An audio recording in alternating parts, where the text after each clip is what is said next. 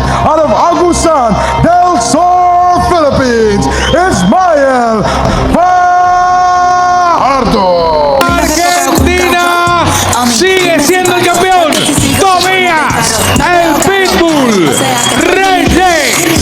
Balitang esports, nag-aatikabong mga laban. Sa mundo ng boxing, hindi lahat ng maingay ang delikado. Minsan, ang pinakamapanganib ay yung tahimik lang, pero sigurado.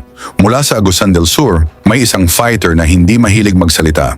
Walang yabang, walang drama. Pero kapag gumalaw, may bumabagsak.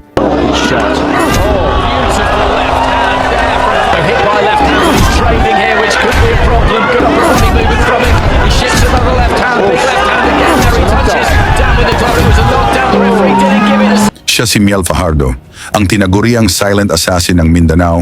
May record na 13 panalo, 11 knockout at 3 talo.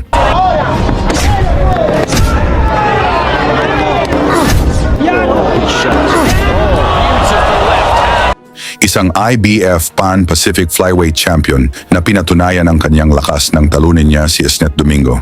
Pero para kay Fajardo, hindi sapat ang titulo. Hindi sapat ang papuri.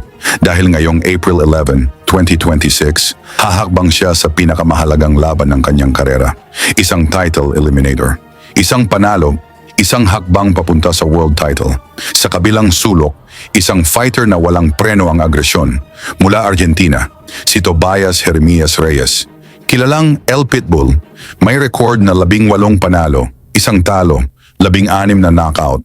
Isang mandirigmang hindi umaatras, hindi nagdadalawang isip. Kapag umatake, tinapos niya agad ang laban. Kaya kapag nagsalpukan ang dalawang ito, walang kasiguraduhan kung aabot pa sa bell. Walang garantiya ng scorecards. Dahil pareho silang may lakas. Pareho silang may layunin, magpatumba. Pero para mas maintindihan kung sino si Fajardo sa ring, balikan natin ang isa sa kanyang laban. Kalaban, si John Paul Gabonilas. Isa ring knockout artist. Bago yan, pa-like at subscribe na lang kasama ang bell. Malaking tulong yan sa aming mga content creator. Sa unang minuto pa lang, walang pakiramdaman, walang atrasan. 2 suntok, agad bumagsak ang kalaban. Tumayo, pero hindi pa tapos.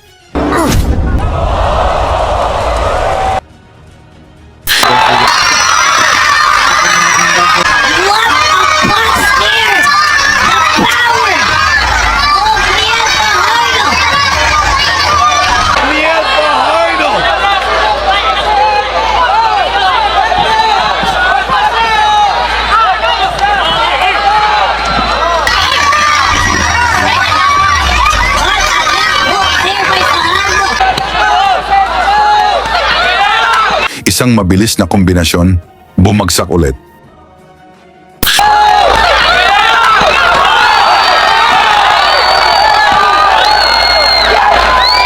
It's a second knockdown here on the first round. Knockdown. That Here on the first round. angas ng Cebu.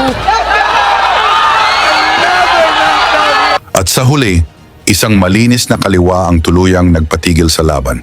3 knockdown, isang malinaw na mensahe. Hindi lang siya prospect, isa siyang seryosong banta sa mga champion sa division.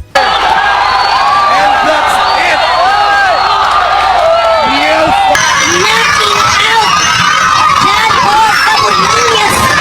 Ngayon ang tanong, may tsansa ba si Miel Fajardo na maging susunod na world champion ng Pilipinas? I-comment mo ang sagot at ilagay kung saan ka nanonood para malaman natin saan umabot ang suporta ng mga Pinoy sa laban ni Fajardo kontra Tobias Reyes sa Argentina.